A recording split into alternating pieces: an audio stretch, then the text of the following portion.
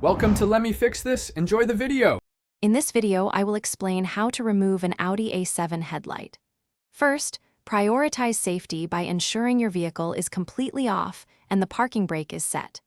You will need a few basic tools, including Torx bits, a flathead screwdriver, and a 10mm socket. Remember, removing the entire headlight assembly necessitates taking off the front bumper for clear access to all mounting points. To begin, you'll need to carefully remove the front bumper. Start by locating and unscrewing the Torx fasteners in each wheel well, typically around 4 to 5 screws per side. Next, remove any bolts or clips along the top edge and underneath the bumper. Once all fasteners are loose, gently pull the bumper away, ensuring to disconnect any electrical connectors for fog lights or sensors. With the bumper removed, you can now access the headlight unit.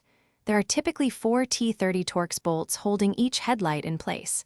You'll find these around the perimeter of the headlight housing. Loosen or remove all 4 bolts. Once the bolts are out, gently pull the headlight assembly forward. This will give you enough space to reach the electrical harness at the back. The final step for removal is disconnecting the electrical harness. Locate the blue tab on the connector at the rear of the headlight. Lift this tab straight up, then gently wiggle the harness to detach it. With the electrical connection free, you can now carefully remove the entire headlight unit. Reinstallation is simply the reverse process. Ensure all bolts are secure and the bumper aligns correctly. Thanks for watching. If you found this helpful, don't forget to like and subscribe.